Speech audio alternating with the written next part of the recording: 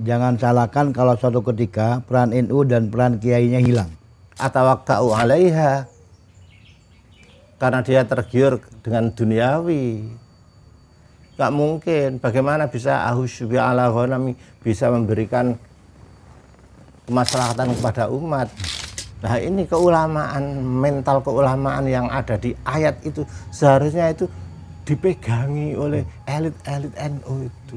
Jadi ulama temen seperti percayanya Syekhona kepada Hadratus Syekh itu diwarisi. NU diidentikan dengan partai politik akhirnya. Karena apa? Yang muncul dalam panggung isinya adalah orang-orang yang punya syahwat kekuasaan. Demi kejayaan agama Islam. Bismillahirrahmanirrahim. Assalamualaikum warahmatullahi wabarakatuh. Waalaikumsalam. Kembali lagi bersama kami di podcast Tebu Ireng Official, media informasi pesantren Tebu Ireng.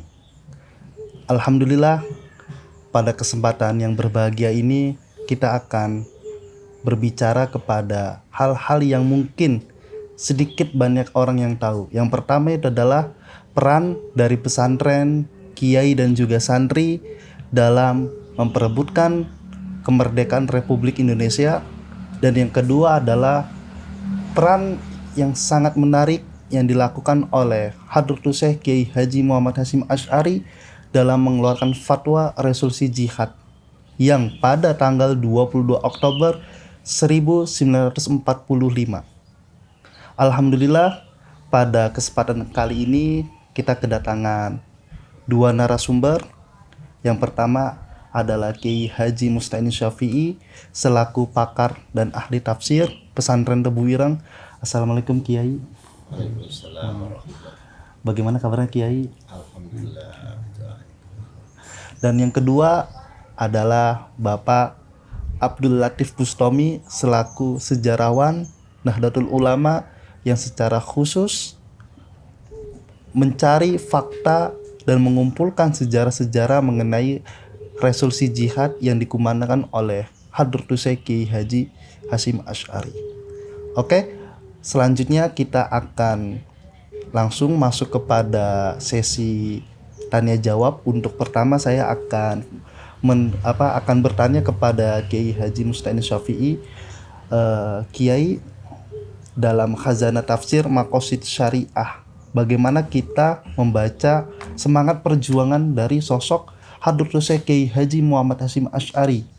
Nilai Al-Quran apa saja yang paling dominan yang mendasari dari fatwa resolusi jihad yang beliau kumandangkan, Kiai? Barakallahu fikum. Pertama wallahu a'lam lah. Tapi yang namanya maqasid dalam tafsir itu Hadratus Syekh itu sesungguhnya beliau ini hafid Al-Quran, mungkin wisudawan ke-7 di Madrasah Sholatiyah Mekah, wisudawan ke-6 itu kayak Arsyad Banten. Sehingga paduan antara pemahaman beliau terhadap nas, apalagi didukung oleh pendalamannya terhadap al-hadis, maka beliau bisa mengambil ruh jiwa nas yang jahidu. Ada perbedaan antara makna jahidu di Al-Quran dengan qatilu, itu beda. Jahidu itu umum, tapi kalau qatilu itu sudah ada di medan perang, ketika musuh itu betul-betul harbi dan tidak bisa Nah, keduanya ini merupakan tindakan, tapi semangatnya diambil dari li'i'la'i kalimatillah hiyal ulia.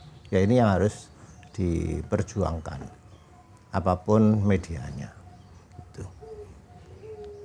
Ya karenanya maka kita lihat saja sampai ada syariat hijrah. Hijrah itu waktu itu sebagai persyaratan keimanan. Kalau iman ya hijrah lah gitu. Kecuali itu aja bisa persyaratan. Sehingga di terpuji di dalam Al-Quran tentang Al-Muhajirin itu. Nah, dalam bertafsir, maqasid yang ada di nas itu menjadi utama, tujuan utama dari yang dipahami oleh Hadratus Syekh. Nah, medianya ya dialogkanlah dengan konteks keindonesiaan.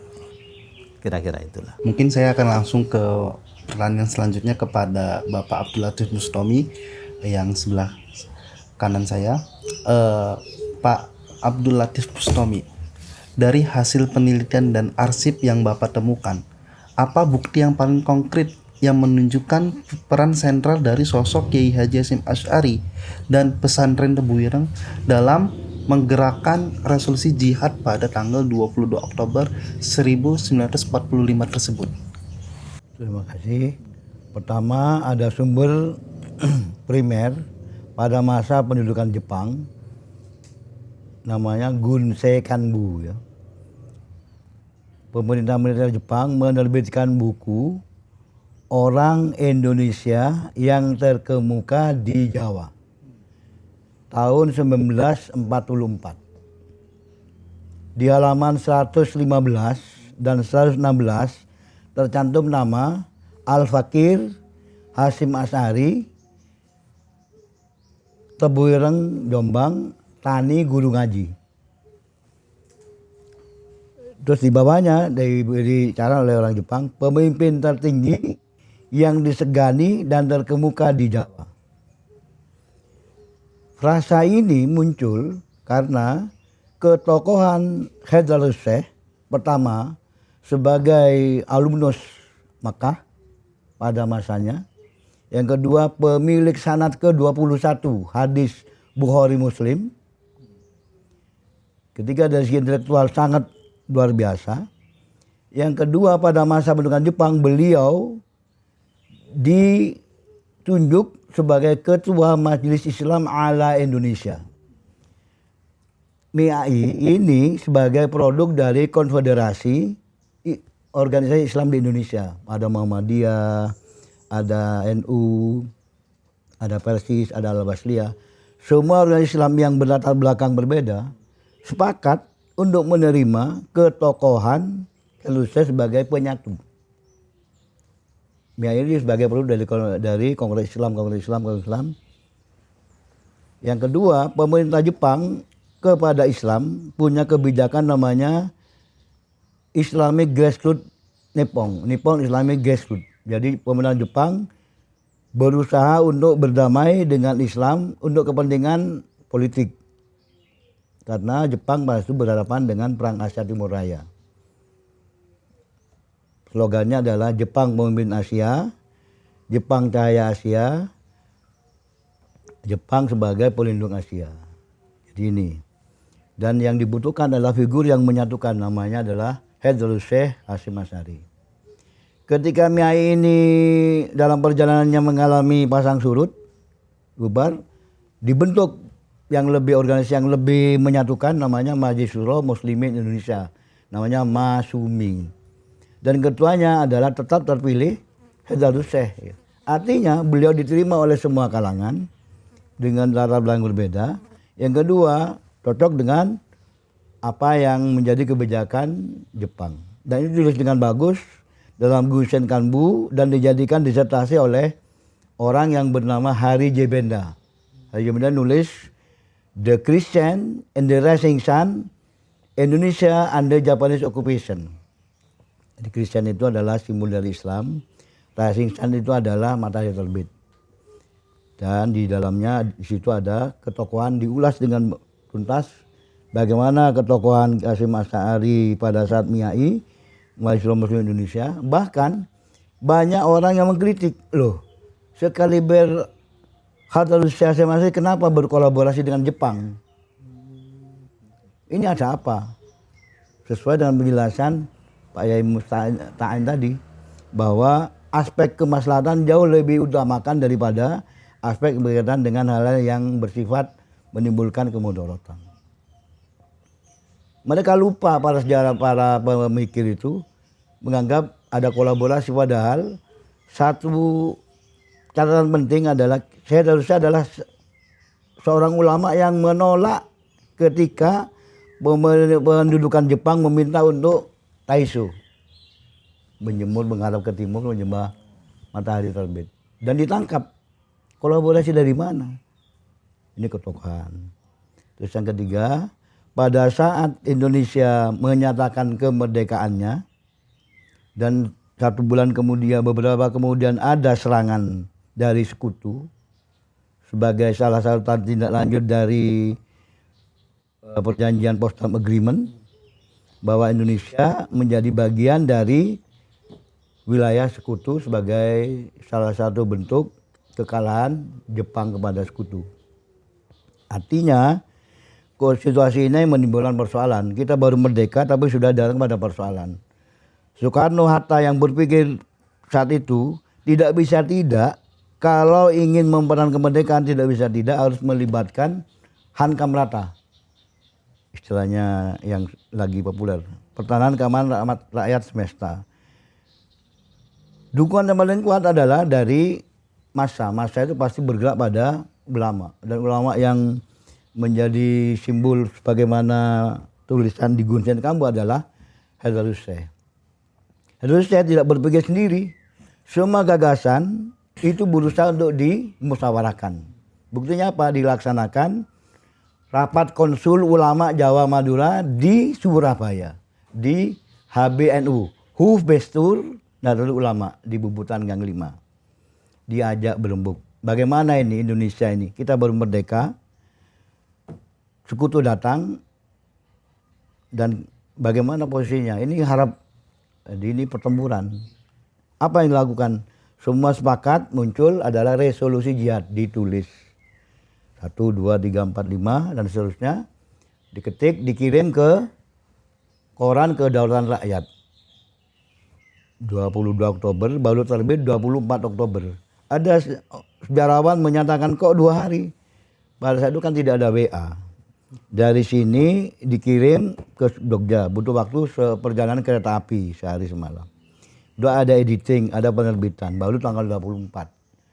Jadi dalam aspek sejarah yang dikatakan saya, apabila peristiwa yang dinyatakan sebagai momentum itu harus dibuktikan dengan sumber primer yang sejaman. Kalau itu tanggal 22 Oktober, itu harus Oktober 1945. Itu saksi. Dan ternyata ditemukan, diterbitkan di Kedaulatan Rakyat tanggal 24 Oktober. Tertulis bahwa resolusi jihad NU itu adalah jihad bukan untuk menimbulkan kemudaratan, tapi adalah bagaimana mempertahankan kemerdekaan Indonesia, sehingga Bung Tomo, Allahu Akbar, itu langsung semua orang bergerak untuk mempertahankan. Bandingkan dengan kalau menyatakan merdeka pada saat itu. Aspek emosinya kan tidak memunculkan aspek heroisme yang begitu menggetarkan. Dan ini diakui oleh Pak Sudirman, Jenderal Sudirman dan Soekarno.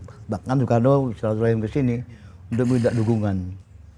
Karena apa? Tidak bisa tidak, Jepang aja kalau ingin merumuskan, mengimplementasikan kebijakannya, melibatkan ulama sekaliber Haidar Hussein. Tidak ada kontradiksi berbeda dengan aspek-aspek yang lain. Apabila ada ketokohannya dipertanyakan, kan pasti ada friksi. Ini tidak, semuanya simbolnya satu. Simbol yang menyatukan, yang bisa untuk menciptakan sebuah solidaritas nasionalisme untuk mempertahankan kemerdekaan. Itulah fungsi resolusi jihad. Cuman pada saat seminar saya ditanya, kenapa jihad? Saya katakan, jihad jangan dilihat tahun 2000, tapi jihad tahun 1945. Kalau tahun 2000, otaknya sudah diisi oleh subjektivitas kaitannya dengan Islamofobia. Jihad dianggap sesuatu yang berkaitan dengan radikalisme dan sebagainya. Tapi jihad pada situ betul-betul dalam kondisi mempertahankan kemerdekaan yang sudah diproklamirkan dan membutuhkan panggilan jiwa nasionalisme untuk mempertahankannya. Dan itu diisi oleh apa? Allahu Akbar, berupa resolusi jihad. Jihad di sini adalah jihad menegakkan kemerdekaan. Jadi ini perlu diluluskan karena seringkali intelijen tanya, kenapa jihad? Otak bapak yang agak miring karena diikuti oleh Islamofobia. Tahun 45, kalau kita merdeka tidak memunculkan itu, gimana reaksinya? Tidak ada pertanggungjawaban ilahiyah. Tapi ketika Allahu Akbar semua orang jalan, bahkan ketika Ketut Tantri dalam bukunya Revolusi in Paradise menyatakan bahwa saya kagum ketika anak terkapar, orang tuanya menyatakan saya bangga anak saya syahid. Kalau sekarang syahid kan disimbolkan dengan mati sangit. Jadi di sini sebenarnya konteksnya pentingnya resolusi jihad. Jadi ketokohan Haidar Husaini adalah mulai persiapan kemerdekaan Indonesia, mempertahankan sampai mengisi kemerdekaan. Jadi di sini pentingnya resolusi jihad. Ya. Terima kasih kepada Bapak Latif Bustami. Saya akan kembali lagi kepada Kiai Mustaini Syafi'i untuk pertanyaan selanjutnya. Kiai, panjenengan kan sering menyatakan bahwasannya ungkapan laula Tebu Ireng mastaqalat Indonesia. Jika tidak ada Tebu Ireng, maka tidak akan ada kemerdekaan Indonesia. Nah, dari sudut pandang seorang Kiai Tebu Ireng, apa yang paling menjadi fundamental dari ruh Tebu Ireng yang menurut Kiai tidak bisa digantikan oleh lembaga lain pada kala itu, Kiai, pada era itu? Iya, perlu saya mendudukkan ya slogan itu. Itu kami menyemangati para santri bahwa pesantren kita, sesepuh kita, kiai kita itu orang yang sangat mujahid fisabilillah, sehingga sejarah mengakui tonggak sejarahnya beliau. Ini bukan berarti menafikan peran yang lain, bukan, hanya untuk tesis teologis saja untuk itu, bukan kebanggaan. Maka saya benar. Nah, terus piye wong di hadapan santri-santri ya nyemangati lah mereka itu ruh jihadnya. Sekarang ya jihadnya ya bil qalam lah, sekarang itu bil ilmi lah, ya gitu. Karenanya maka di dalam kesejarahan begini ini sesungguhnya tidak perlu dikomentari kok, karena fakta tak pernah terbantahkan. Andai kan ada orang rada mencibir sedikit itu, pasti sudah ada tesis balik yang berdata seperti panjenengan sampaikan tadi itu. Karena itu saya hanya ingin memantapkan. Walakin lihat ma'inna qalbi, biar generasi setelahnya itu mantap. Pinter ya pinter, tapi belum cukup. Berilmu ya berilmu, mondok ya mondok.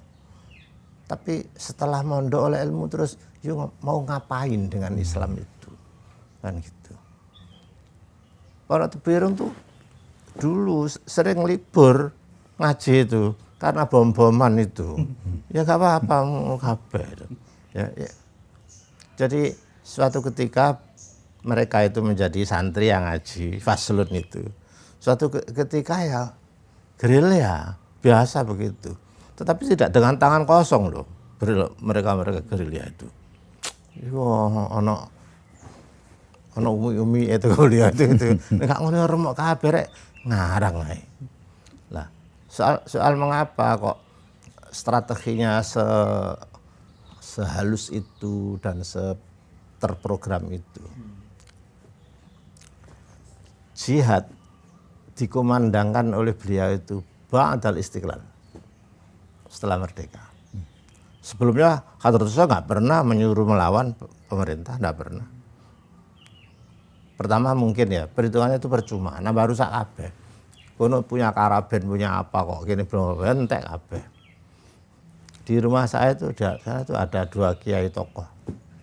Jagoannya bukan main. Dicekel, dilebokno sumur, diurek. Kiainya ibu saya. Kiai Amin dan Kiai Mutati yang Pondok Sunan Derajat itu. Tanyakan sana dulu. Jadi percuma, sama dengan bunuh diri. Nah, tetapi diatur kan di strategi ada nahdoh. Nah, kalau Jepang tuh ngerti maknanya nahdoh, sakjane dibubarkan tuh. Nahdlatul itu pergerakan yang dipimpin akhirnya oleh ulama. Mestinya ada tujar, para pedagang atau tujar atau asur afkar. Nahdlatul tujar itu sesungguhnya adalah para konglomerat yang mau mendanai. Itulah jihad bil amwal. Terus taswirul afkar itu jihad, nah itu bukan bil amal, bin nafas, termasuk ilmu dan lain-lain. Nah, dua ini digabungkan. Ketika menjadi Nahdlatul, bukan dipimpin pedagang, bukan dipimpin sekedar seorang wong pinter saja, tapi ulama. Nah, tinggal kita merumus di Al-Quran itu ulama yang mana yang dipuji Gusti Allah itu aja. Nah, coba lihat semua pejuang, mohon maaf ya, jangankan Muslim, pejuang-pejuang di negara itu seluruhnya terbangkitkan oleh rasa spirit, walaupun dia kafir, pasti itu. Apalagi yang mukmin, ada fisabilillah. Semua kemerdekaan di dunia ini, walaupun dia non muslim, tapi spirit untuk membela negaranya itu sebuah kebenaran, heroik, sebuah heroik. Itu yang non muslim, apalagi yang muslim. Mati ya mati, tapi bicaranya mati ono tiketnya swarga itu. Makanya terus begini, Hadratus Syekh itu sesungguhnya gaya perjuangannya itu tidak sekedar fisik, strategi ilmu, tapi beliau juga menggunakan kurikulum langit, kapan bergerak, kapan enggak. Saya ambil contoh ya, ini walaupun tidak bisa membuktikan, tanggal 15 Agustus itu Korea kan sudah merdeka. Soekarno itu ditahan karo pemuda, wis cepetan. Kurir ke Surabaya selesai. Jadi Soekarno, ya ini waktunya udah bro. Sik, aku istikharah sik. Meneh tanggal 17 Jumat apa itu? Jumat. Iya. Ramadan. Buat Jumat. Iya, Ramadan buat Jumat lagi, buat Jumat apa. Karena tahu Hadratus Syekh itu bukan kelek, bukan. Tapi hari di dalam Al-Quran itu juga ada. Ada fi ayyamin nahisat. Nahisat itu dino naas, kurang bagus. Ini juga ada Al-Quran aja ayyam ma'dudat kok. Syahr yang ada lailah yang mubarakah, ada waktu. Jadi Hadratus itu istikharah di untung Soekarno itu gelem menunda. Begitu dikandani meneh ya sudah. Iki dina teko Hadratus Syekh gitu. Terus baru itu. Nah, rumah yang dipakai di Gangsal Timur itu rumahnya sapa? Rumah wong Arab. Syekh Mata. ya. Yang ngarang lagu syukur. Hari Mutahar. Ya. Habib Ali Mutahar. Ya. Al-Mutahhar itu Ba'alawi loh. Iya sih.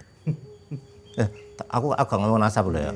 Tapi ada peran-peran mereka itu ada. Harus dinafikan. Harus perkara benci bukan. Ini objektif ini. Said Husain Al-Mutahhar. Ya. Betul. Sampai bahasa syukur itu. Ya karena lagu yang nasional ya bahasa Al-Quran, bahasa agama itu dilakukan dengan begitu. Jadi saya terus terang harus membatasi slogan itu adalah teologis sekali untuk menyemangati, bukan untuk kebanggaan aja, untuk membangkitkan mereka bahwa salah satu mentalitas ciri khas santri Tebu Ireng itu tidak sekedar pinter saja, tapi bagaimana ada kepedulian sosial terhadap negaranya, sensitivitas lah. Kembali lagi kepada Bapak Abdul Latif Bustami, ini memasuki pertanyaan yang kedua, Bapak. Bahwasannya kita tahu ada banyak aktor kemerdekaan Republik Indonesia. Ada militer, politikus, bahkan pemuda. Berdasarkan peta sejarah yang Bapak susun, di titik manakah peran NU dan pesantren Tebu Ireng menjadi titik yang paling krusial? Yang jika tidak ada kedua instansi ataupun lembaga ini, maka akan menjadi beda peta revolusi yang akan kita ketahui hari ini. Sebelum saya menjawab, ada qasidah anak kecil di kampung. Nyanyinya begini, man ana laulakum kaifama hubbukum kaifama ahwakum. Jadi jangan sampai ketokohan seseorang yang sudah mendapatkan momentum dalam sejarah dan disajikan dalam beberapa teks itu dilupakan. Salah satunya adalah ketokohan dari Haidar Hussein. 3 tahun yang lalu ada kasus ketika nyusun ensiklopedia sejarah Indonesia. Peran Haidar Hussein ini diminimalisir, yang muncul juga tokoh-tokoh gerakan kiri. Saya sampai menelisik dengan kawan-kawan melakukan investigasi, ternyata apa? Ada kelalaian dalam hal editing. Langsung dimain cetak. Yang kedua ada proses yang sedang diinvestigasi katanya dengan proyek. Tidak mengaktifkan peran-peran penyunting yang terdiri berbagai pakar. Artinya kalau ini kita tidak meluruskan jalan sejarah, yang terjadi adalah apa yang dirasakan oleh kawan-kawan sekarang. Di mana tokoh NU? Di mana NU didirikan? Di mana sebenarnya aktor utama NU? Apakah tanpa Haidar Hussein NU bisa diterima oleh semua kiai di Jawa, Madura, dan seluruh Nusantara?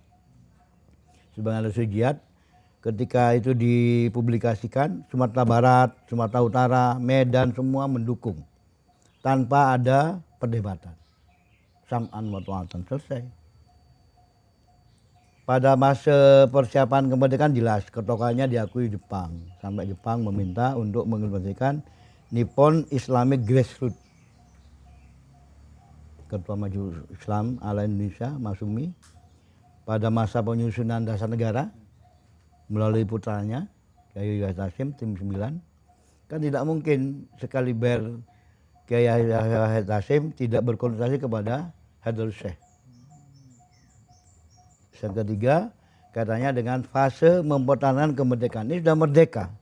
Apakah kita membiarkan merdeka ini hilang dalam waktu sekejap? Atau kita berjuang? Kalau berjuang, alat kita apa? Cuman di buku pertempuran 10 November Surabaya, peran Haidar Hussein hanya 1 alinea. Sebenarnya 3 baris. Hanya menunjukkan sebelum berperang ke Surabaya, para pejuang, terutama santri, minta subuh ke Haidar Hussein berupa air untuk diminum atau untuk wudhu dan berangkat bersama-sama ke Surabaya. Hanya itu, berarti kan itu nanti akan terjebak pada mitos, mistik. Sementara dalam aspek bagaimana mengumpulkan kekuatan massa yang bergerak itu, caranya gimana? Mengumpulkan para tokoh-tokohnya, dikumpulkan bagaimana baiknya dirumuskan, tidak sendiri.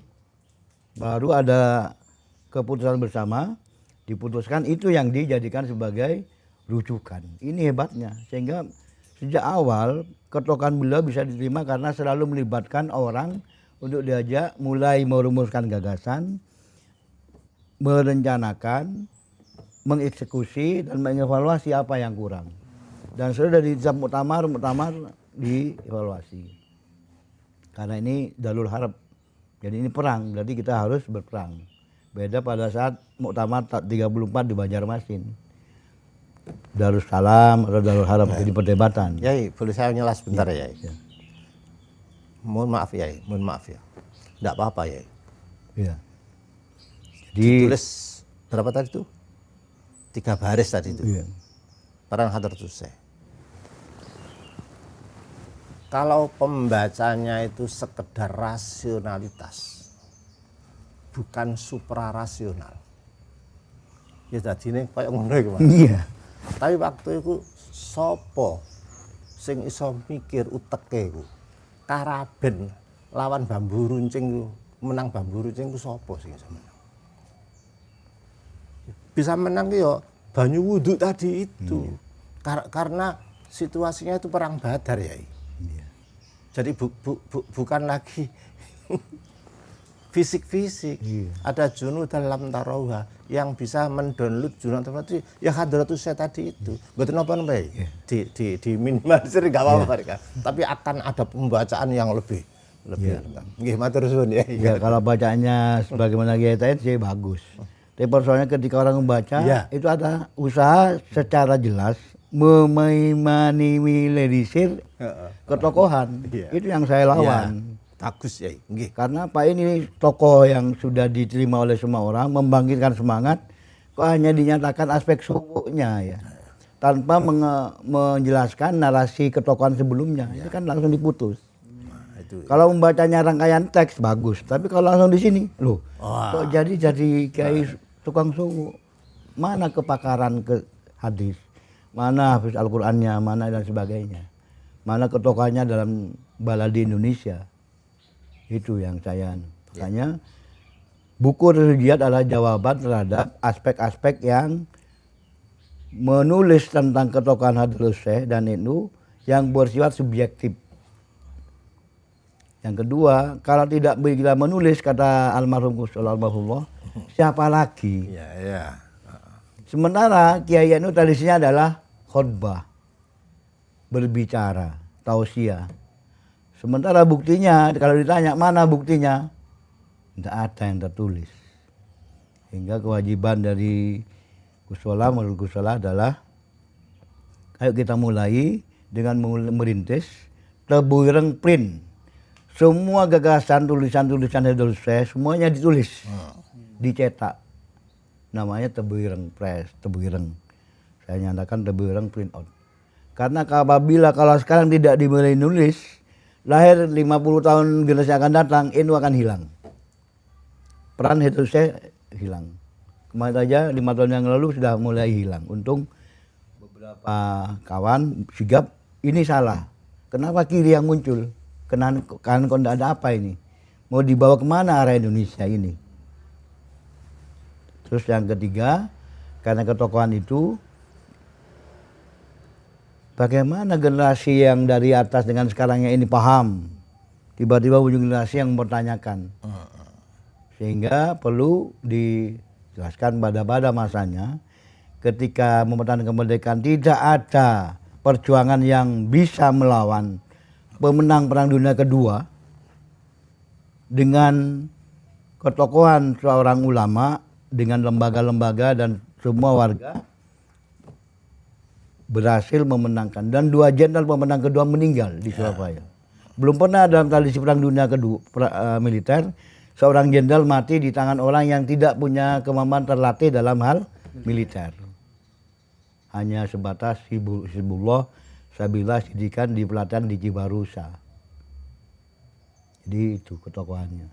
Jadi saya sangat ngeri kalau sampai generasi ke depan tidak tahu lagi sejarah ketokohan dari ulama. Karena orang berpikir awal bukan karena sekuler, frasa-frasa yang berdimensi sekuler, tapi adalah yang berdimensi ilahiyah. Allahu Akbar. Andai kata Bung Tomo tidak mengenal Allahu Akbar, reaksinya saya tanya kepada orang pasti akan melemah. Jadi ini yang perlu diperhatikan. Dan saya baca, kenapa Bung Tomo itu mengucapkan Allahu Akbar, padahal Bung Tomo kan tidak berlatar belakang pesantren. Ternyata Bung Tomo punya kebiasaan untuk belajar. Silaturahmi ke Kiai Sowan. Ini gimana? Sehingga tidak bisa tidak untuk mengobarkan semangat, tidak menggunakan bahasa-bahasa sebagaimana yang dilontarkan oleh Soekarno pada masanya merdeka, tapi adalah Allahu Akbar. Dan sangat menyengat orang ketika Allahu Akbar merinding berangkat tanpa mempertimbangkan harta, nyawa, anak dan sebagainya. Tapi yang penting berusaha untuk mempertanggungjawabkan amaliyahnya dunia dan akhirat. Iya. Itu bisa saya sambung ya. Perhatikan tentang Masafatul Jihad. Satu-satunya di dunia ini dikeluarkan oleh Hadratus Syekh. Kalau musuh ada di wilayah hadar, fardu ain. Kalau musuh ada di wilayah safar, orang setempat, orang Indonesia, fardu kifayah. Itu artinya ijtihad yang mengkonver dari fikih rukhsah menjadi fikih jihad. Itu enggak sembarangan loh. Kiai mempunyai analog seperti itu. Karena dulu model perangnya itu masih biasa. Sehingga Belanda sebagai penjajah yang Jepang yang di Surabaya itu, Mojokerto itu sudah kena fardu ain karena ada di Masafatul di Qasr. Di hadar, zona hadar. Zona perang. Tapi yang lain itu belum kena. Itu artinya ijtihad yang betul-betul kontekstual. Ya sekarang gak iso. Wong jangkauan peluru kendali itu tak terbatas.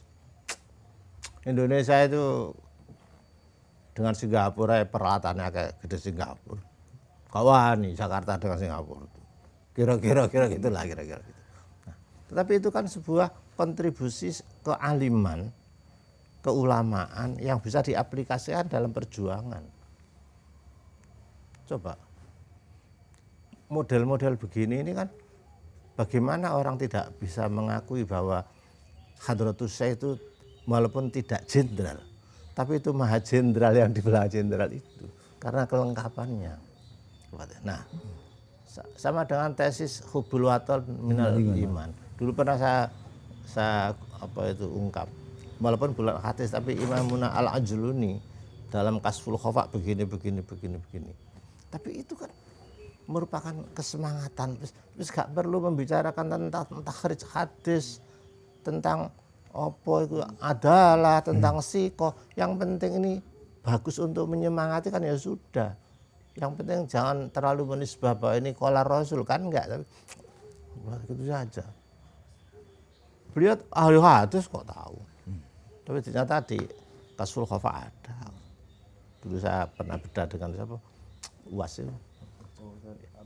Iya, ya kira-kira itu peran.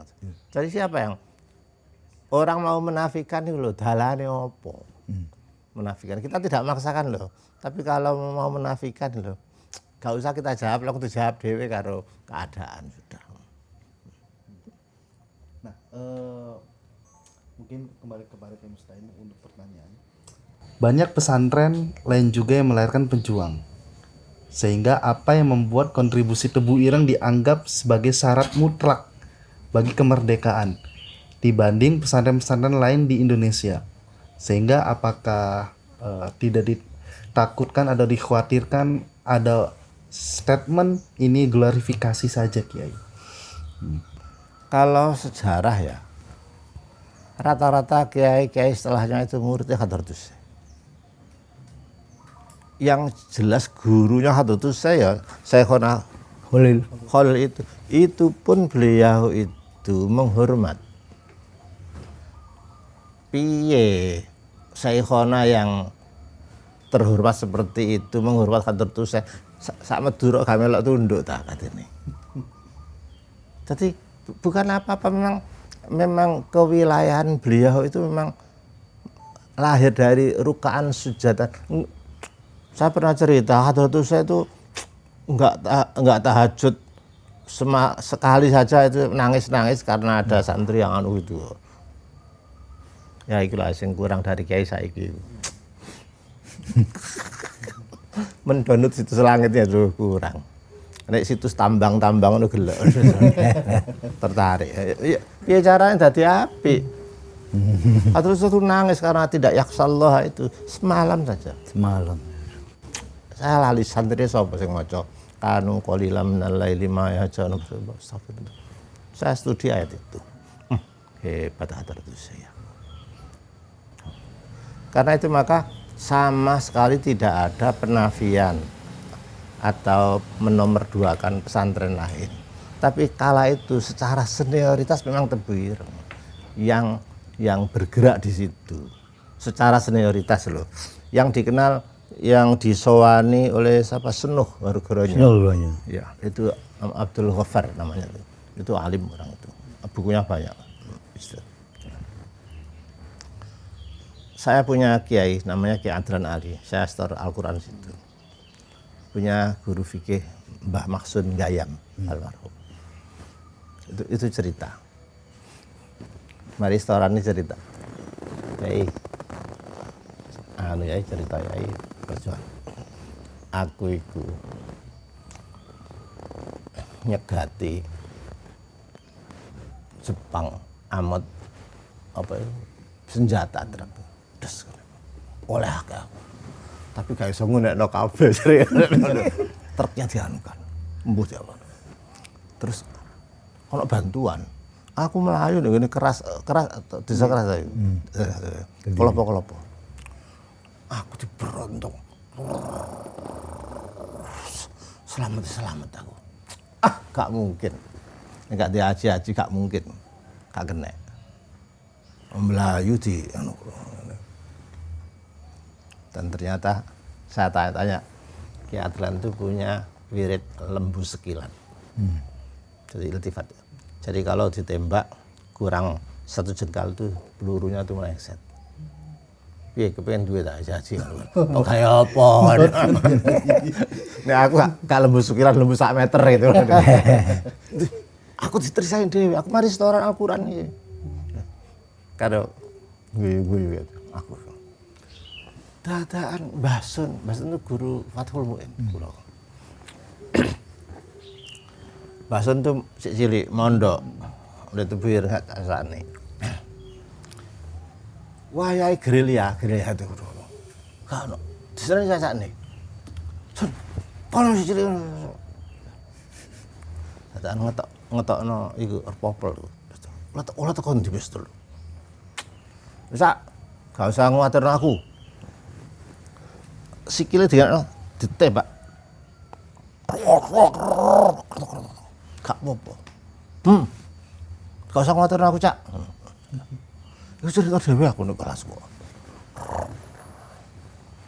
duh lampuh piye ngene iki mosok Kiai Goro cerita nah kasus Banyuwarang itu kan sama itu Senuh itu jadi mau ngirim senjata membantu penjajah ya, supaya yang di Kediri lewatnya situ lebih cepat aksesnya daerah Pagu barang itu nah jarine perjuangan saat itu Ireng sing ana jembatane iku ora Banyuwarang itu ya iku jembatane iku dijebol kayak iso liwat terke wes laporan karo itu penasehat Senuh ditulisi tek papan ditulisi wala tusidu fil ardi ba'da islahiha dalil londol dalil waktu itu dalil kita gak ngelawan hanya anu tok ngene tok ngurus gak wani dibangun dijebol maneh jebol maneh dadi ini sore dikai kaya apa bom terus ditarik dipatik teko ado teko kabel liwat suket-suket gak kangelan lho iki zaman Belanda iki lah kok sing digawe nambal jembatan niku nyukiti gawang lawange penduduk kampung sekitar iku cukiti kabeh ditambal takon ya rusak kabeh akhir dijarno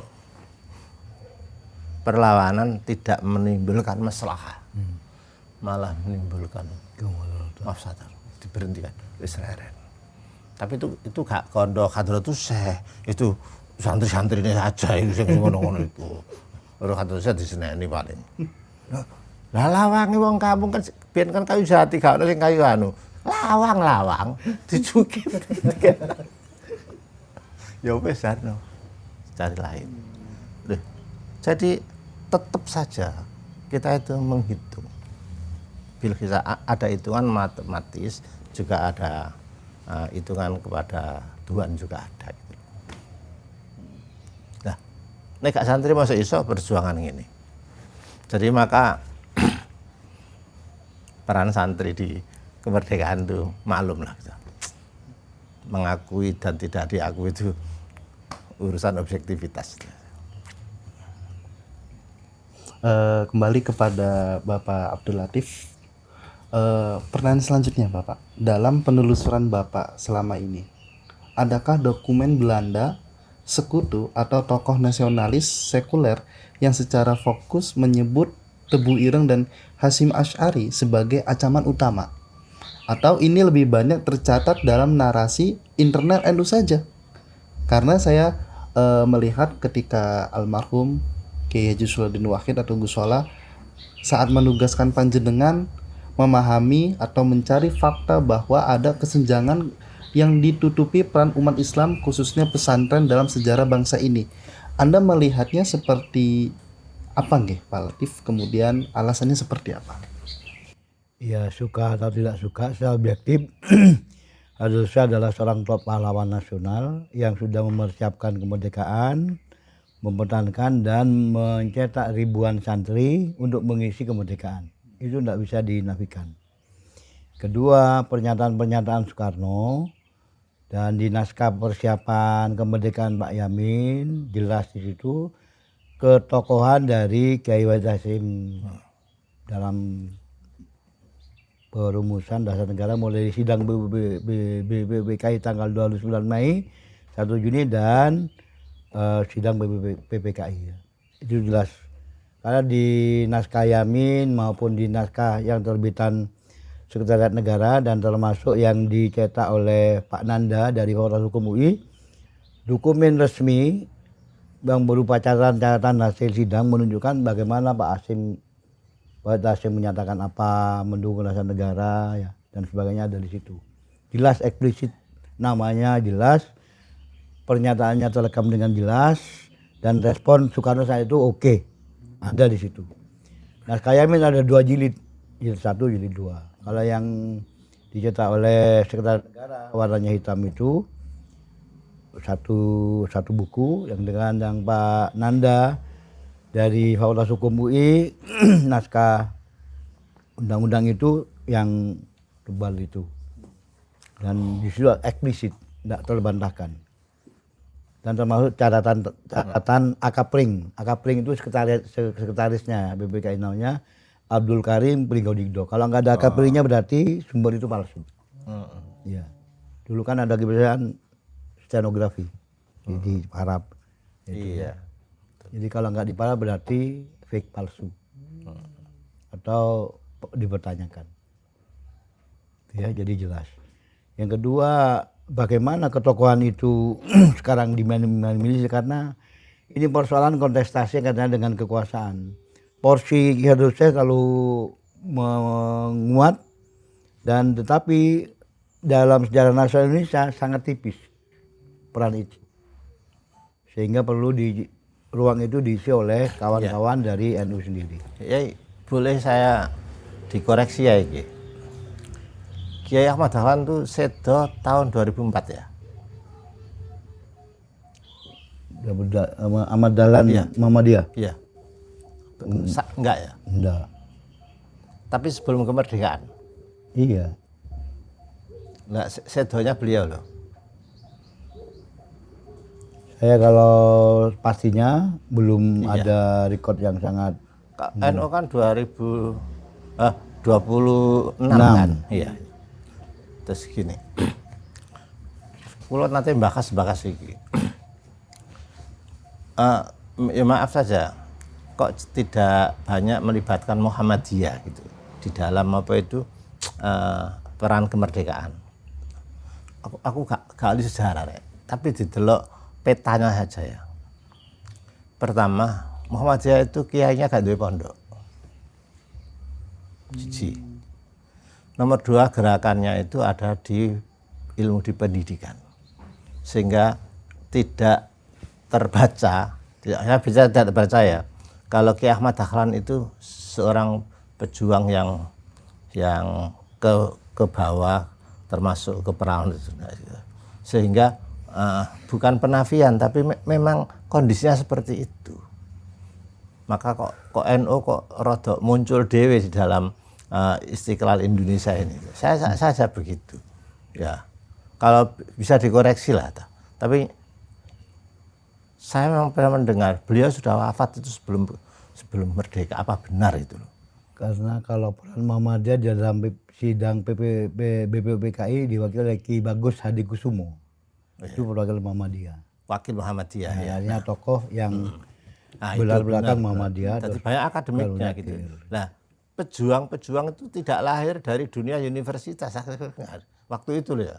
Ya dari santri yang ya sing wani teman-teman barang ngono iku, sing wani itu jadi gitu. Bukan apa-apa, ada peran sendiri-sendiri. Tetap punya peran mengisi kemerdekaan. Tapi dalam hal ini loh, itu banyak NU itu karena punya pesantren yang santrinya militan tadi itu. Tidak sama dengan orang akademik. Sampai saiki ae karakter orang akademik nggak sama dengan karakter santri kok sampai saiki. Saya pernah gitu. Kalau ya salah ya dikoreksi aja. Wong, itu analisis tahun biyen itu gitu. Hari ini kita melihat romantisme sejarah Kiai.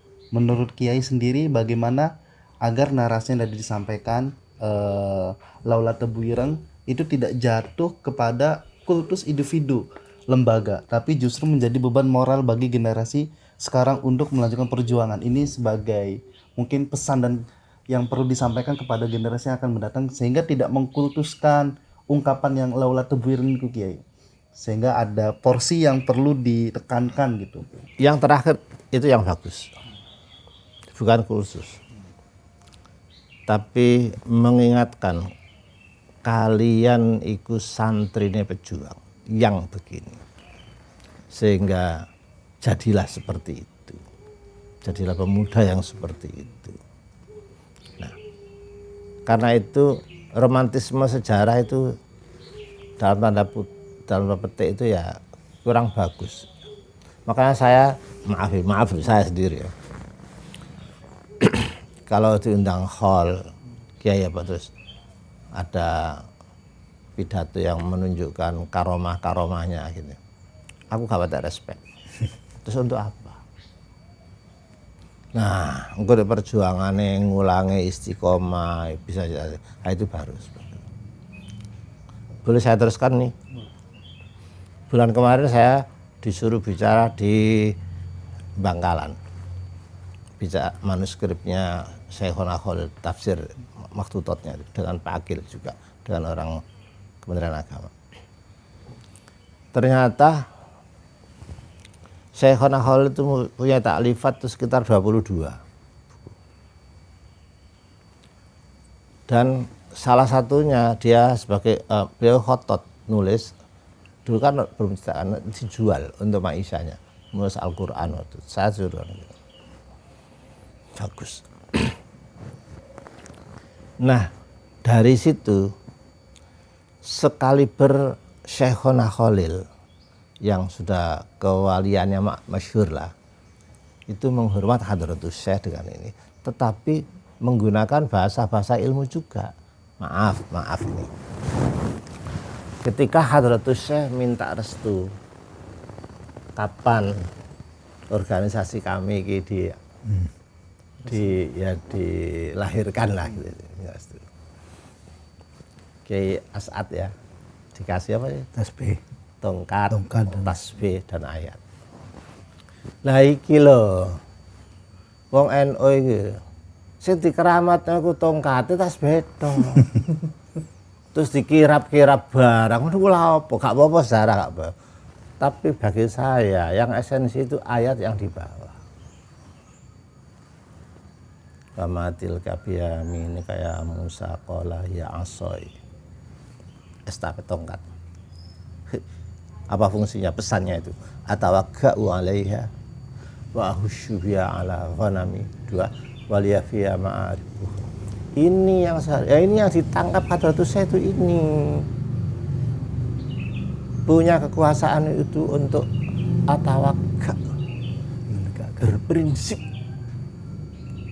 Ulama punya prinsip. Wa ahusyu biha 'ala ghanami. bisa memberikan manfaat kepada umat. Dimakani jelek ramban, dimakani kambing-kambing. 3. Waliya fiha ma'aribu ukhra.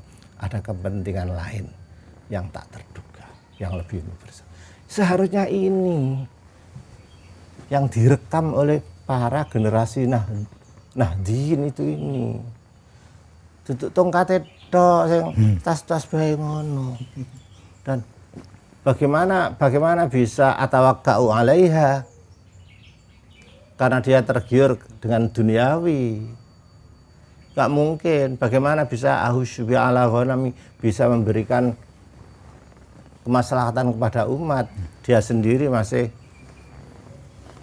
punya duit-duitan seperti itu. Ya gak mungkin. Jadi nah ini keulamaan, mental keulamaan yang ada di ayat itu seharusnya itu dipegangi oleh elit-elit NU itu. Jadi ulama temen seperti percayanya Syekhona kepada Hadratus Syekh itu diwarisi. Seharusnya kan ngono. Nah kok kirap-kirapan ngono itu api iya, tapi terus no sampai no ayate. Wong ayate iku sing paling penting, sing paling esensi. Itu sudah bulan-bulan kemarin di sana. Berlanjut kepada Bapak Abdul Latif Bustami. Bapak sebagai seorang sejarawan, bagaimana Bapak menanggapi potensi bias dalam penulisan sejarah pesantren? Apa tantangan terbesar untuk memisahkan antara fakta arsip, memori kolektif, mitologisasi tokoh? Ini kan yang sering sekali kita temukan dan rancu di NU, khususnya di mana kadang antara cerita, fakta, tahayul itu dianggap berada pada satu garis yang sama, bercampur aduk gitu. Nah ini bagaimana untuk tantangan kita sebagai generasi yang akan melanjutkan estafet? Ya, kondisi bias dalam penulisan sejarah sah. Karena seorang menulis pasti diwakili oleh gagasannya yang dipengaruhi oleh bacaannya. Kedua, keyakinan keagamaannya, Ahlus Sunnah, Syiah, terus yang lain kalau masih berbeda. Yang ketiga namanya kepentingan politik, pasti berbeda. Yang keempat karena namanya bias personal. Saya tidak suka dengan seseorang, pasti saya nulis sesuatu yang bias. Narasi, contoh tahun 1950-an. Tulisan saat itu adalah, selalu di dalam pesantren itu adalah tempatnya orang yang gudikan. Cantik gudikan. Bahkan ada narasi, guru tabligh ambuni pengu. Ya. Selalu narasinya adalah narasi yang minimal, yang peyoratif. Kaum sarungan identik dengan konservatif. Kondisi ini tidak bisa tidak, karena harus melawan dengan apa? Menyiapkan generasi yang bisa melek tentang NU dari perspektif NU, bukan dari perspektif orang lain. Sehingga tahun 70-an mulai banyak peneliti yang sadar bahwa selama ini dari tahun 50 sampai 65 semua bias NU. Kepada NU itu selalu peyoratif, menghina, sarungan, gudikan dan seterusnya. Sebenarnya NU kan tidak boleh menolak santri. Satu kamar 50 oke. Kan tidak boleh menolak santri. Tapi ini dianggap, ini kasus terakhir di Lirboyo. Ketika orang bantu kiainya dianggap eksploitasi. Padahal dia kan sukarelawan. Karena menulis tidak tahu konsep yang sebenarnya tentang keikhlasan dari perspektif santri. Tahunya dari perspektif komersialisasi. Itu yang. Cara tahun 70-an mulai ada peneliti yang mulai sadar menggunakan sumber-sumber NU. Ada Fred Kaldi, ada Martin van Bunissen, sehingga ada Greg Burton tahun 70-an mulai sadar bahwa NU kaum sarungan tapi sudah melampaui tradisinya.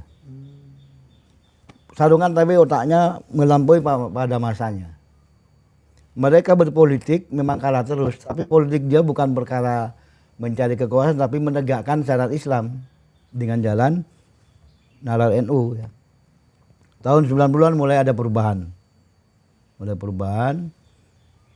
Sehingga orang mulai melek bahwa Kiai NU itu adalah entitas yang perlu didekati dengan sumber-sumber sesuai dengan perspektifnya. Sehingga kita melihat mulai ada kajian-kajian NU progresif. Bahkan ketika 40 harinya Gus Dur, Martin van Buren menyatakan NU selama ini menjadi entitas sosial keagamaan di Indonesia yang melampaui organisasi yang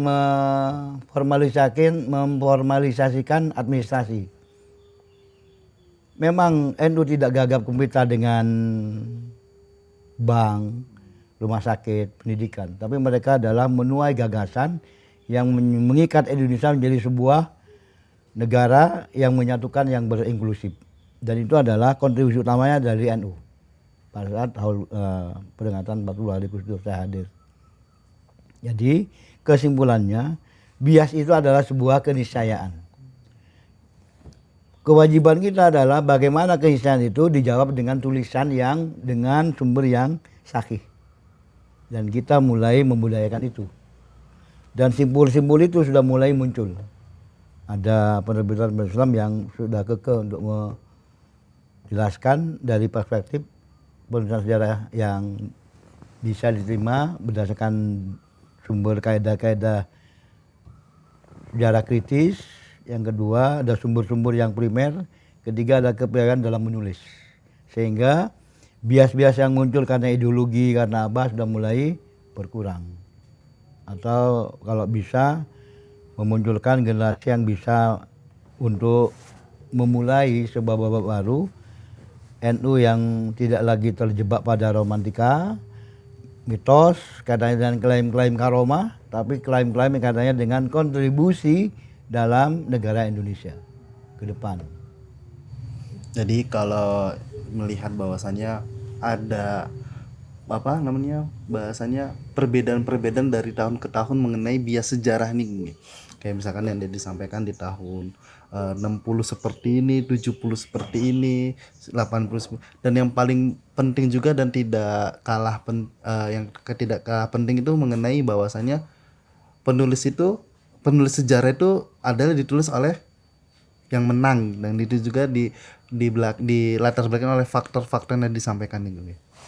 Ya memang ada tulisan dari peneliti Grossi bahwa histori adalah the ruling class, yang menang. Tapi kita bagaimana melawan yang menang dengan jalan apa? Setiap orang adalah orang yang menang. Karena setiap orang adalah punya kekuasaan. Dengan katanya ditulis dan diterbitkan. Jadi kita tidak bisa tidak memulai menulis dengan sumber yang sahih. Yang ketiga, dan kita melibatkan aspek-aspek sesuai dengan pada masanya. Kalau masa lalu itu adalah print out, kalau sekarang adalah dengan digital. Karena apa? Sekarang ada pergeseran makna ulama sekarang tergeser oleh hadirnya dari digital. Jadi bukan lagi dulu ulama menjadi sebuah rujukan, sekarang rujukannya adalah kiai Google. Nah itu. Ada AI juga sekarang. Sehingga harus diisi oleh nas-nas yang betul-betul bisa dipertanggungjawabkan. Karena kita sulit menentukan ini benar atau enggak. Misalnya Kiai Tain menjelaskan ini, padahal di AI atau di digital dia geser. Siapa bisa menjawabkan kesahihannya itu? Post-truth namanya itu. Kebenaran pasca kebenaran. Kalau orang bersekongkol 10 orang, Pak Kiai Tain salah, kan selesai. Jadi ini sebenarnya yang perlu dikondisikan. Karena tadi ada ruh katanya dengan ijtihad untuk memilah mana yang sesuai dengan nakli, mana sesuai dengan akli. Siapa yang nulis ini? Karena banyak ustadz dadaan hanya mengejar viral. Berapa followernya? Dan sesuai dengan kaidahnya, semakin banyak yang bertentangan, semakin banyak yang mengikuti. Iya. Nah, jadi menaikkan engagement. ya perlu ada kecerdasan dalam hal menentukan rujukan. Banyak lafal-lafal di digital itu ini nasnya ini, padahal di kitabnya saya lihat tidak cocok alamannya. Jadi kalau ini dibaca oleh yang bukan nanti kan gawat ini. Jadi mengambil sesuatu yang tidak jelas rujukannya, yang kedua dibaca sesuai dengan apa yang ada di situ. Yaitu. Nah, masih berlanjut dengan Bapak Abdul Latif Bustami. Setelah semua data fakta yang dikumpulkan secara keilmuan sejarah, apakah ungkapan ini kembali lagi kepada ungkapan laula tebuir mastaqalat Indonesia ini dapat dikategorikan sebagai fakta yang teruji, asumsi yang logis, atau imajinasi sejarah untuk membangun identitas? Kalaupun iya, fakta apakah dan upaya yang terus-menerus suatu saat bahwa umat Islam dan NU dan pesantren ke depan itu bisa dipadamkan perannya, Bapak? Melihat beberapa kasus yang di beberapa belakangan ini, nah itu bagaimana tanggapannya panjenengan? Fakta harus dijawab dengan fakta. Selama itu menyatakan dengan didukung fakta, tidak ada masalah. Sehingga kalau ada orang tidak suka, dijawab dengan fakta yang sama. Tulisan dijawab dengan tulisan sebagaimana perdebatan antara Imam Al-Ghazali dengan Ibnu Rus tentang filsafat. Al-Falasifah, At-Tahud yang kacau dan sebagainya. Selalu dijawab tulisan dengan tulisan. Yang ketiga, kita harus semangat sebagaimana disampaikan untuk membaca penjelasan dari ulama, jangan sepenggal-sepenggal. Seperti tadi hanya membaca tasbih, membaca tongkat, tidak dibaca teks aslinya. Sebenarnya yang intinya adalah itu. Di ayatnya. Nah, ayatnya itu. Bagaimana seorang ulama besar, Kiai Holil Bangkalan, sowan kepada santrinya di Tebu Ireng dan sholat menjadi makmum. Itu hal luar biasa.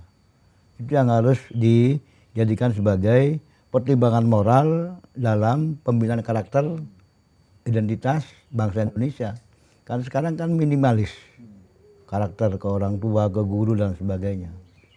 Ini bagaimana seorang yang luar biasa serba kuasa dalam hal gagasan mau tawadhu, memberikan kesempatan kepada santrinya untuk mengembangkan gagasannya dan dukungan moral yang luar biasa. Bagi seorang santri, dukungan seorang ulama besar kepada santrinya adalah sebuah karomah yang tak tergantikan.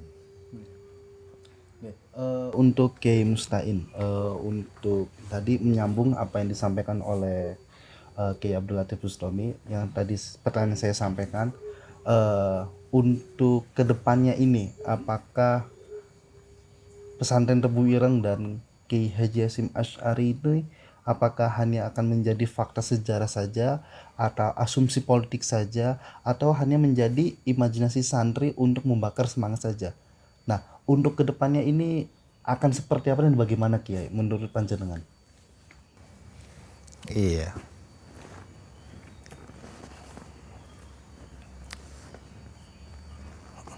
Itu sudah milik masa lalu lah. Kita ini abnauz zaman, generasi zaman ini. Khudh minad dahri ma'as safa. Dari pengalaman tahun yang lalu itu ambil yang sofa, yang jernih. Watarah anhu ma kadar. Lemparkan yang keruh. Nah, sekarang bagaimana bisa mengunduh yang ma sofa itu? Apa sih esensi dari Hadratus Syekh? Kalau bicara takdir, memang enggak semua orang ditakdir sederajat Hadratus Syekh. Memang situ ikut dong, akan dicontoh lah. Tetapi amaliyanya kan bisa kita contoh, karena ada uswah.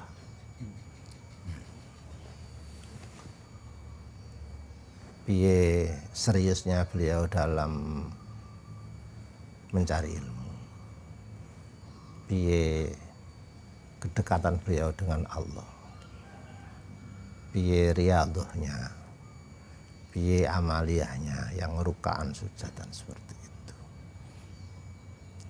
Dengan begitu, yang esensi ini nanti akan bisa mengawetkan, menunjukkan mana yang sofa itu pasti akan lestari,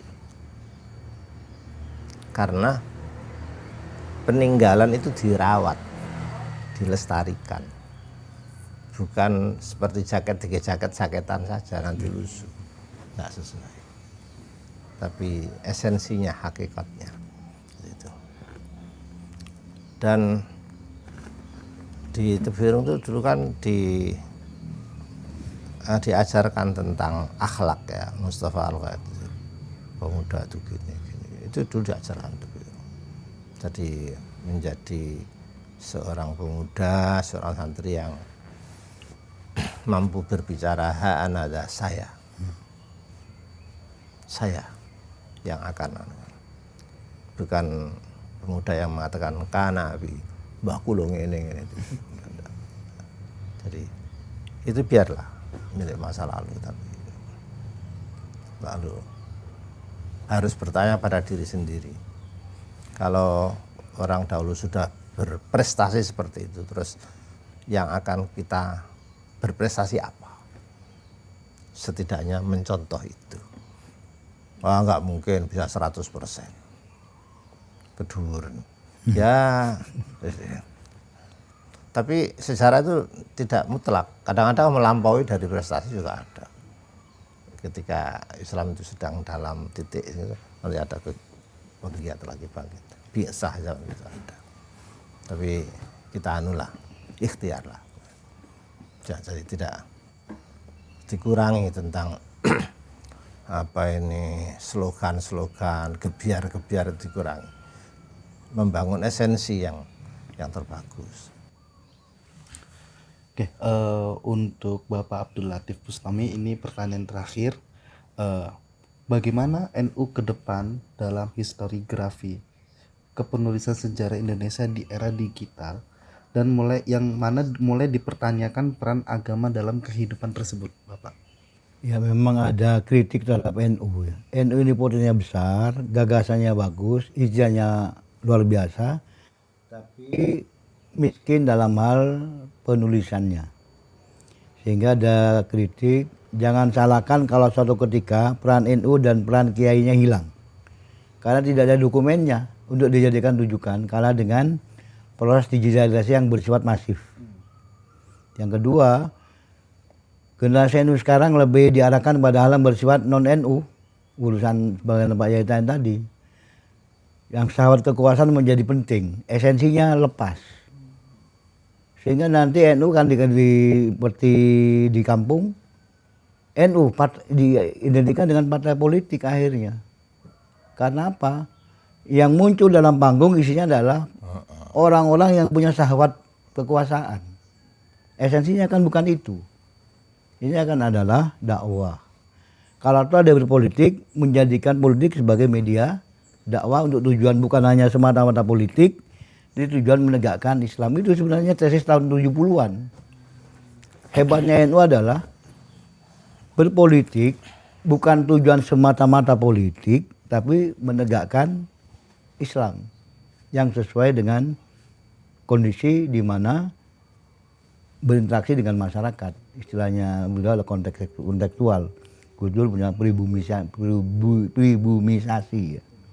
Jadi ke depan panggung kita ini diisi dengan kajian-kajian NU yang berfaktual, bukan romantika, bukan aspek-aspek magis, diisi oleh fakta yang memberikan kontribusi pencerahan bagi ukhuwah insaniyah, ukhuwah islamiyah, ukhuwah insaniyah. Apabila sekarang bergeser ke masalah komersialisasi, ini aneh. NU kok jadi timbul friksi di dalam. Satu segini guneman, akhirnya apa? Perlawanan dalam diam. Dan itu tidak cocok dengan apa yang dinyatakan dalam buku Ar-Risalah oleh Darus Syekh. Gimana kalau berdakwah ke orang lain, sementara internalnya sendiri kok saling tepuk dada itu? Saya yang paling itu gimana itu? Jadi ini yang perlu dikembalikan. Kalau tahun 1980 ada hitoh politik, maka sekarang ada hitoh yang kembali kepada apa yang diajarkan oleh Darus Syekh pada masa-masa periode beliau, mungkin disebutkan oleh para penulisnya. Ya. Perlu semangat itu karena apa sekarang paling ngeri ada hibridisasi, perkawinan campuran. Yang kedua ada transnasional, melemahkan NU ini ahli bid'ah, ahli ini, itu ahli ini, sebagainya. Yang ketiga ada kaitan dengan digitalisasi yang isinya kontennya meminimalisir konsep NU. Yang keempat kaitannya buku-buku sejarah. Hal kaitan dengan resolusi jihad kan minimalis. Sejarah nasional Indonesia tidak memuat resolusi jihad. Terus yang kelima, hampir diorama tulisan-tulisan itu yang ada adalah militer. Ada nggak kiai di makam pahlawan? Jadi ini perlu untuk kembalikan jalan-jalan. Kalau memang ada disepakati masyarakat itu namanya kiai ya oke. Jadi kembali hanya mengingatkan bahwa istilah yang dipakai sekarang, kalau kita tidak merawat apa yang diajarkan terbaik oleh orang tua kita, guru-guru kita, maka yang terjadi adalah kelak kemudian hari akan ada bias dalam akhlak. Jadi itu yang perlu. Sehingga ujung utamanya adalah sekarang adalah keluarga dan pesantren yang bisa menjadi ujung tombak dari akhlak yang semakin lama semakin tidak bersahabat dengan kita. Hanya itu. Dan peran itu tidak bisa tidak mengaktifkan kembali peran pesantren dan kiai yang sebagaimana kritik oleh Pak Yai Tain tadi, bukan kiai yang tidak sesuai dengan fulus, yang dengan ini, tapi kan sekarang banyak yang katanya dengan wani piro. Itu aja dari saya. Dulu itu entah saiki wis terasa enggak? Pernah mboten ya nyensus kuburan. Akan di darah untuk kemerdekaan itu dari kalangan santri dibandingkan tentara. Bukan sing ana genderae enggak. Itu dulu kalau enggak salah Kiai Mujib Ridwan. Ayo gak percaya. Ayo barengan nyensus kuburan. Akan di negara yang merdeka itu oleh santri kalau dibanding yang enggak santri. Kalau itu bisa dilakukan, dilacak. Itu loh niki loh kuburan niki mati. Kalau yang saya sebut tadi Kiai Amin dan Kiai tadi jelas itu. Iya jelas itu. Asik itu. Pak ada yang mana kayaknya? Ada dari Australia, namanya Katin McGregor. Oh itu ya. Menyurvei Taman Makam Pahlawan namanya dan diorama. Kenapa isinya kebanyakan tentara? Sehingga judulnya adalah History in Uniform. Sejarah Indonesia ke orang yang berseragam, yang sarungan tidak ada. Padahal dulu ono seragam. Ya, seragamnya ya tentara itu Pak. Iya.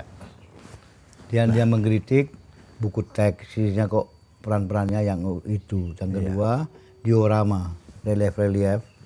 Yang ketiga patung-patung di jalan-jalan kan isinya granat, apa.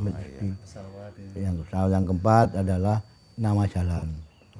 Itu ada tulisan. Dan orangnya pernah ke Indonesia karena dia suntuk di Australia. Loh, kok banyak begini dia tulis. Ternyata untuk mengendalikan isi sejarah namanya pusat sejarah ada di itu. Namanya Pak Nugroho Susanto. Sehingga kesimpulannya dia adalah sejarah Indonesia adalah sejarahnya milik sejarah orang berseragam. Nugroho Menteri itu dia? Iya. Menteri Pendidikan. Dulu kepala pusat sejarah. Oh ya. Iya.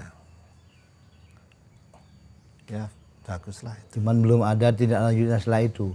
Iya. Kalau itu tidak lanjuti lebih lah, Ya, bisa mengubah sejarah. Faktual. Fakta. Ya. Dan setidaknya didengar oleh rakyat lah. Iki loh monopolinya orang berseragam terhadap kaum sarungan itu. Tapi kalau panggungnya tidak diberi izin kan tutup juga, Kiai. Enggak. Untuk era keterbukaan tuh kita buat panggung sendiri ya. Ya itu ada relasi kuasa namanya. Ya, ada. Panggungnya kita buat. Gitu. Panggung itu diciptakan oleh dirinya sudah Gus Solah. Tebureng online. Iya, atau iya sudah. cetak-cetak. Ada sekarang. Sehingga buat panggung sendiri. memang sebagaimana pada masa Nabi Ibrahim mau dibakar kan ada burung yang menciptakan airnya. Iya. Memang ini tidak akan memadamkan tapi relatif saya berpihak. Saya berperan sudah. Berperan. Ya. Sekecil apapun itu yang dilakukan oleh Tebureng. Sekecil apapun yang oleh Tebureng online dan Tebureng percetakan, setidaknya sudah memberikan obor. Obor kelip-kelip tapi bisa memberikan jalan terang bagi orang yang tersesat jalan. Itulah kontribusi Tebu Ireng. Sejak awal kemerdekaan, pemerintahan kemerdekaan, mengisi kemerdekaan dan sejumlah santrinya sudah berkhidmat untuk menyebarluaskan gagasan Islam yang moderat, inklusif, dan istilah-istilah yang jargon-jargon yang sekarang dimainkan oleh penguasa. Oke. Betul.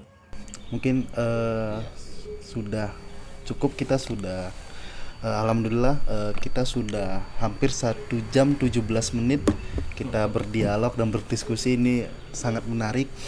Ada satu hal yang perlu digarisbawahi, dan ini menjadi semangat untuk kami sebagai generasi, baik generasi NU yang akan mendatang dan kami sebagai santri Tebu Ireng yang belajar di pesantren Tebu Ireng, dan kepada sobat-sobat santri semua, bahwasannya sekecil apapun gerakan yang kita lakukan hari ini ataupun besok, itu akan sedikit memberikan pengaruh kepada orang-orang yang akan mencari fakta kebenaran secara sejati.